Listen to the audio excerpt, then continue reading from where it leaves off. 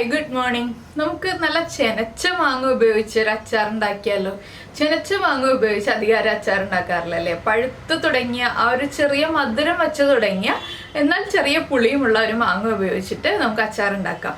അത് നല്ല ടേസ്റ്റ് ആണ് കേട്ടോ ഇങ്ങനെ മാങ്ങ അച്ചാർ ഉണ്ടാക്കിയാൽ. എന്ന് വെച്ചാൽ പുളിയുമുണ്ട് മധുരമുണ്ട്. അപ്പൊ എങ്ങനെയാണ് നമ്മുടെ ഈ ഒരു മാങ്ങ അച്ചാർ തയ്യാറാക്കുന്നത് നോക്കാം. നമുക്ക് നമ്മുടെ അച്ചാറിന് വേണ്ട ഇൻഗ്രീഡിയൻസ് നോക്കാം. ഞാനിപ്പോൾ ഒരു 20 മാങ്ങ എടുത്തിട്ടുണ്ട്. ഈ 20 മാങ്ങ നമ്മൾ നന്നായിട്ട് കഴുകി തുടച്ച് വെള്ളം മാറ്റിയതിന് ശേഷം കട്ട് ചെയ്തെടുക്കാം. അപ്പോൾ എങ്ങനെയാണ് കട്ട് ചെയ്തതെന്ന് ഞാൻ പറയാം. അപ്പോൾ ഇത് കണ്ടോ, നമ്മുടെ മാങ്ങ കട്ട് ചെയ്തെടുത്തിട്ടുണ്ട്. മാങ്ങയുടെ കളർ കാണുമ്പോൾ തന്നെ നിങ്ങൾക്ക് മനസ്സിലാവും. ചിലത് കുറച്ച് ഡാർക്ക് മഞ്ഞയാണ്, കുറച്ച് ലൈറ്റ് മഞ്ഞയാണ്. ഇതുപോലത്തെ കളറിലുള്ള മാങ്ങ എടുക്കാം കേട്ടോ. അതുപോലെ തന്നെ ഇതാ ഈ ഒരു വലിപ്പത്തിലാണ് നമ്മൾ കട്ട് ചെയ്തെടുത്തിട്ടുള്ളത്.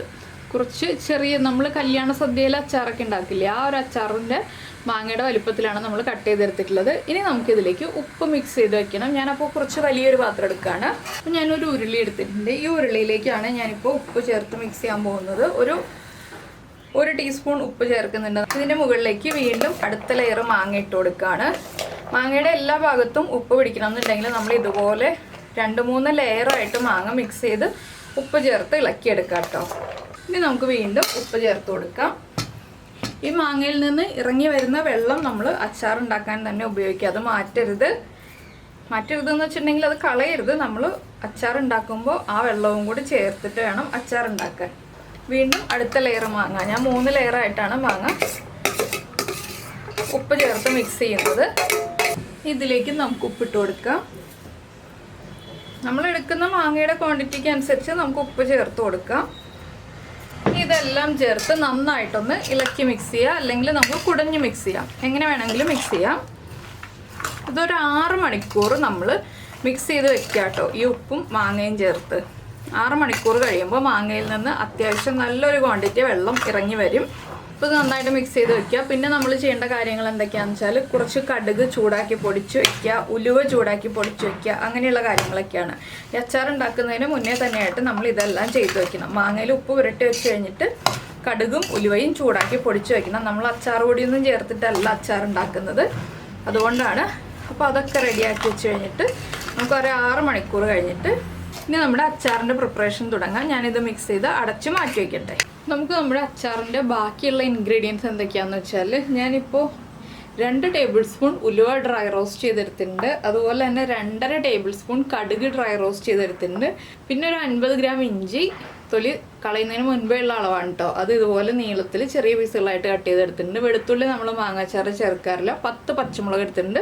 അത്യാവശ്യം ഒരു ബൗൾ കറിവേപ്പില എടുത്തിട്ടുണ്ട്. 7 ടേബിൾ സ്പൂൺ കാശ്മീരി ചില്ലി പൗഡറും 7 ടേബിൾ സ്പൂൺ സാധാരണ എരിവുള്ള മുളക് പൊടി എടുത്തിട്ടുണ്ട്. നല്ല എരിവുള്ള മുളക് പൊടിയാണ്. പിന്നെ വിനീഗർ വേണം, നല്ലെണ്ണ വേണം. നല്ലെണ്ണയിലാണ് നമ്മൾ അച്ചാർ ഉണ്ടാക്കാൻ പോകുന്നത്.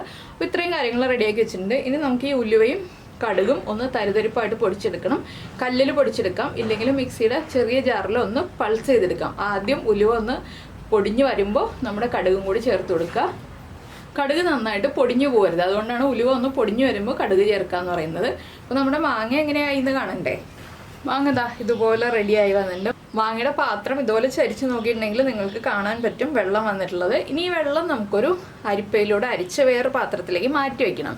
നമ്മൾ അച്ചാർ റെഡിയാക്കി തുടങ്ങുമ്പോഴാണ് ഈ വെള്ളം ചേർക്കുന്നത്. അതുകൊണ്ട് ഞാൻ ഈ അരിപ്പയിലൂടെ അരിച്ച് വെള്ളം മാറ്റി വയ്ക്കും, മാങ്ങ മാറ്റി വയ്ക്കും. രണ്ടും രണ്ടായിട്ട് വയ്ക്കും. ഇനി നമുക്ക് കടുകും ഉലുവയും പൊടിച്ചിട്ട് നമ്മുടെ അച്ചാർ ഉണ്ടാക്കാൻ തുടങ്ങാം. ഞാനൊരു ചട്ടിയിലാണ് അച്ചാർ ഉണ്ടാക്കുന്നത്. എന്താണെന്ന് വെച്ചാൽ അത്യാവശ്യം ക്വാണ്ടിറ്റി ഉണ്ടല്ലോ. അപ്പോൾ നമുക്കൊരു ചട്ടി ചൂടാക്കാൻ വയ്ക്കാം. ഉലുവയും കടുകും പൊടിച്ചു കൊടുക്കാം. അപ്പോൾ ഇതാ നമ്മുടെ കടുകും ഉലുവയും ഇതുപോലെ തരിതരിപ്പായിട്ട് പൊടിച്ചെടുത്തിട്ടുണ്ട്. ഉലുവ നന്നായിട്ടൊന്ന് 3-4 പ്രാവശ്യം പൾസ് ചെയ്തതിന് ശേഷം കടുക് 2 പ്രാവശ്യം ഞാൻ പൾസ് ചെയ്തെടുത്തിട്ടുള്ളൂ. ഇത് നമുക്ക് മാറ്റി വയ്ക്കാം. ഇനി നമുക്ക് ബാക്കി അച്ചാറിൻ്റെ കാര്യങ്ങൾ നോക്കാം. അപ്പോൾ നമ്മളൊരു ചട്ടിയിൽ ഒരു 1/4 കിലോ എണ്ണ ഒഴിച്ചിട്ടുണ്ട് കേട്ടോ. അത്യാവശ്യം നന്നായിട്ട് എണ്ണ ഉണ്ടെങ്കിൽ ഈ അച്ചാർ നമുക്ക് റൂം ടെമ്പറേച്ചറിൽ സൂക്ഷിച്ച് വയ്ക്കാൻ പറ്റുള്ളൂ. ഇതിലേക്ക് നമുക്കൊരു 4 ടേബിൾ സ്പൂൺ കടുക് ചേർത്ത് കൊടുക്കാം. കടുക് നന്നായിട്ട് പൊട്ടി വരണം. അപ്പോൾ നമ്മുടെ കടുക് പൊട്ടിക്കഴിഞ്ഞിട്ടുണ്ട്. നമുക്കിനി ഇതിലേക്ക് നമ്മൾ കട്ട് ചെയ്ത് വെച്ചിരിക്കുന്ന ഇഞ്ചി ചേർത്ത് കൊടുക്കാം. ഇഞ്ചി ചേർത്തിട്ട് ഇഞ്ചി ഒന്ന് കുക്കായി വരണം. ഇഞ്ചിയുടെ ആ ഒരു ഫ്ലേവറൊക്കെ നമ്മുടെ എണ്ണയിലേക്ക് പിടിച്ചു വരണം. അതുവരെ ഒന്ന് വെയിറ്റ് ചെയ്യുക. ലോ ഫ്ലെയിമിൽ വെച്ചിട്ട് വേണം കുക്ക് ചെയ്യാനായിട്ട്. ഇഞ്ചി ഒന്ന് കുക്കായി വരട്ടെ. അപ്പോൾ നമ്മുടെ ഇഞ്ചി ഒന്ന് കുക്കായി തുടങ്ങുമ്പോൾ ഞാനൊരു 10-12 വറ്റൽമുളക് ചേർക്കുന്നുണ്ട്. വറ്റൽമുളകും ചേർത്തിട്ട് നമ്മുടെ പച്ചമുളകും കൂടി ചേർത്ത് കൊടുക്കാം. പച്ചമുളകും വറ്റൽമുളകും നിങ്ങൾക്ക് റൗണ്ടിൽ കട്ട് ചെയ്തിടണമെങ്കിൽ 2ആയിട്ടോ 3ആയിട്ടോ റൗണ്ടിൽ കട്ട് ചെയ്തിടാട്ടോ. ഞാൻ മുഴുവനെ ചേർത്തുന്നേ ഉള്ളൂ. ഇനി നമുക്കിതിലേക്ക് വെള്ളം മാറ്റി വെച്ചിരിക്കുന്ന കറിവേപ്പില. നനവ് പാടില്ല നമ്മൾ ചേർക്കുന്ന ഒരു ഇൻഗ്രീഡിയൻസിനും. കറിവേപ്പിലയും ചേർത്ത് കറിവേപ്പിലയും ഇഞ്ചിയും പച്ചമുളകും എല്ലാം നന്നായിട്ട് കുക്കായി വരണം.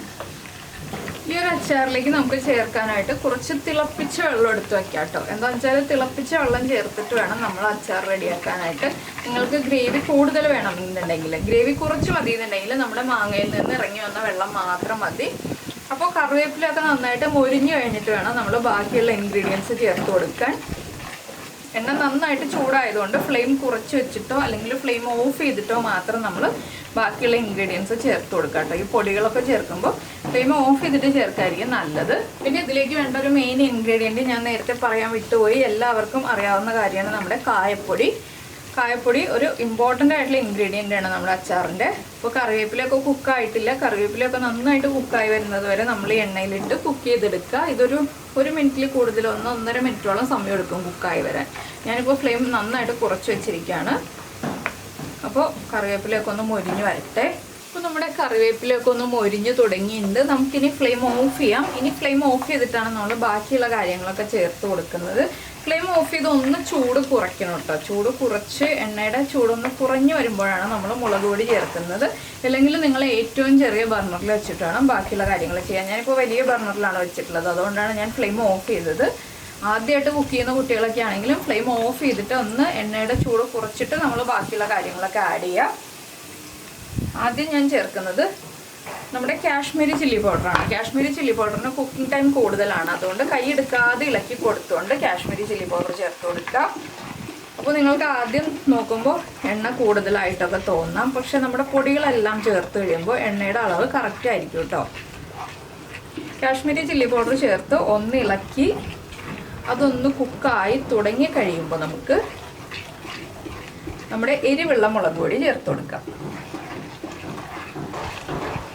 ഭയങ്കര എരിവുള്ള മുളക് പൊടിയല്ല കേട്ടോ, ഞാനൊരു മീഡിയം എരിവുള്ള മുളക് പൊടിയാണ് ചേർക്കുന്നത്. അപ്പോൾ ഇപ്പോൾ കണ്ടോ എണ്ണയുടെ അളവൊക്കെ കറക്റ്റായി കഴിഞ്ഞു. ഇനിയിപ്പോൾ നമുക്ക് പതുക്കെ ഫ്ലെയിം ഓൺ ചെയ്യാം. ഫ്ലെയിം ഓൺ ചെയ്തിട്ട് ലോ ഫ്ലെയിമിൽ തന്നെ വയ്ക്കുക. ഇനി നമുക്കിതിലേക്ക് ചേർക്കേണ്ടത് 1.5 ടീസ്പൂൺ കായപ്പൊടി. 1.5 ടീസ്പൂൺ കായപ്പൊടി ചേർത്തിട്ടുണ്ട്. ഇനി കായപ്പൊടിയും കൂടി ചേർത്ത് നന്നായിട്ടൊന്ന് ഇളക്കി കൊടുക്കുക. ഇനി നമ്മൾ ഇതിലേക്ക് ചേർക്കാൻ പോകുന്നത് നമ്മുടെ വിനിഗറാണ്. വിനിഗർ നിങ്ങൾക്ക് മാങ്ങയുടെ പുളിക്കനുസരിച്ച് ചേർത്ത് കൊടുക്കാം കേട്ടോ. മുളക് പൊടി കരിഞ്ഞു പോരുത്, അതിന് മുന്നേ ആയിട്ട് തന്നെ നമ്മൾ വിനിഗർ ചേർക്കുക. ഞാനിപ്പോൾ കുറച്ച് അധികം വിനിഗർ ചേർക്കുന്നുണ്ട്. എന്താണെന്ന് വെച്ചാൽ നമുക്ക് അച്ചാർ കൂടുതൽ നാളത്തേക്ക് വെക്കാനുള്ളതാണ്, അതുകൊണ്ടാണ് ഞാൻ കുറച്ച് അധികം വിനിഗർ ചേർക്കുന്നത്. ഞാനിപ്പോൾ ഒരു 2 കപ്പ് വിനിഗർ ചേർത്തിട്ടുണ്ട്. ഒന്ന് അരപ്പ് കുറുകി വരുമ്പോൾ, നമ്മുടെ പൊടികളൊക്കെ ഒന്ന് കുറുകി വരുമ്പോൾ ഇത്രയും ഞാൻ നമ്മുടെ മാങ്ങയിൽ നിന്ന് ഇറങ്ങി വന്ന വെള്ളം ചേർക്കുന്നുണ്ട്. ഇത്രയും വെള്ളം എനിക്ക് അരിച്ചെടുത്തിട്ട് കിട്ടിയിട്ടുണ്ട്.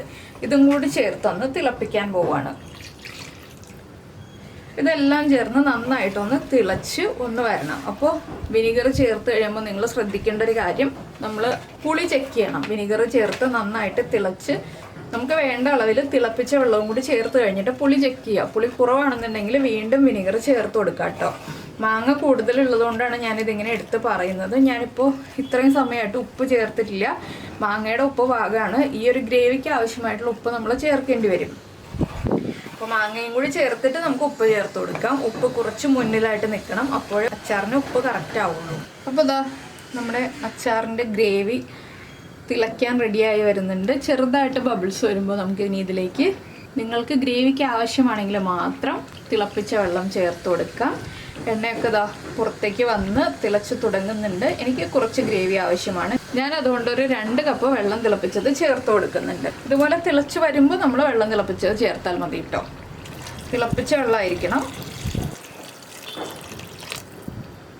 2 കപ്പ് വെള്ളം തിളപ്പിച്ചതും കൂടി ചേർത്തിട്ട് നന്നായിട്ടൊന്ന് തിളയ്ക്കണം. ഈ ഒരു ഗ്രേവിക്ക് ആവശ്യമായ ഉപ്പ് ചേർക്കുന്നതിന് മുന്നേ നിങ്ങൾ മാങ്ങ കഴിച്ചു നോക്കുക. മാങ്ങയ്ക്ക് ഓവർ ഉപ്പുണ്ടെങ്കിൽ ഗ്രേവിക്ക് ഉപ്പ് ചേർക്കരുത്. മാങ്ങയ്ക്ക് ഉപ്പ് കറക്റ്റ് ആണെങ്കിൽ ഗ്രേവിക്കുള്ള ഉപ്പ് ചേർത്ത് കൊടുക്കണം. ഇനിയിപ്പോൾ ഇത് നന്നായിട്ടൊന്ന് തിളച്ച് വരട്ടെ. ഇപ്പോൾ നമ്മുടെ അച്ചാറിൻ്റെ ഗ്രേവി ഇതാ നന്നായിട്ട് തിളച്ചുകൊണ്ടിരിക്കുന്നുണ്ട്. ഞാൻ ഒന്ന് ഇളക്കിയിട്ട് ഇതിലേക്ക് മാങ്ങ ചേർക്കാൻ പോവാണ്. ഫ്ലെയിം കുറച്ചിട്ടാണ് കേട്ടോ മാങ്ങ ചേർക്കുന്നത്. അപ്പോൾ ഞാൻ പുളിയും ഉപ്പും ഒന്നും ചെക്ക് ചെയ്തിട്ടില്ല. മാങ്ങ ചേർത്തിട്ട് നമുക്ക് പുളിയും ഉപ്പും എല്ലാം ചെക്ക് ചെയ്യാം. മാങ്ങ ചേർത്തിട്ട് ഒരുപാട് തിളപ്പിക്കരുത് കേട്ടോ. ഇനി നന്നായിട്ടൊന്ന് ഇളക്കി മിക്സ് ചെയ്യുക. അതിനുശേഷം നമുക്ക് ഫ്ലെയിം കൂട്ടി വയ്ക്കാം. മാങ്ങയും ചേർന്ന് തിളച്ച് വന്നു കഴിയുമ്പോൾ നമ്മൾ ഉപ്പും പുളിയും എല്ലാം ചെക്ക് ചെയ്യണം. ഇനി അച്ചാറൊന്ന് തിളയ്ക്കട്ടെ. ഒന്ന് നന്നായിട്ട് തിളയ്ക്കണം. മാങ്ങയൊക്കെ ഒന്ന് ചൂടായി ഒന്ന് തിളച്ച് വരണം. അപ്പോൾ നമുക്ക് അതുവരെ വെയിറ്റ് ചെയ്യാം. അപ്പോൾ നമ്മുടെ മാങ്ങ ചേർത്തിട്ട് നമ്മുടെ അച്ചാർ തിളച്ച് തുടങ്ങി. ഉപ്പ് കുറവാണ്, ഞാൻ ഉപ്പ് ചെക്ക് ചെയ്തപ്പോൾ. അപ്പോൾ കുറച്ച് ഉപ്പ് ചേർത്ത് കൊടുക്കുകയാണ്.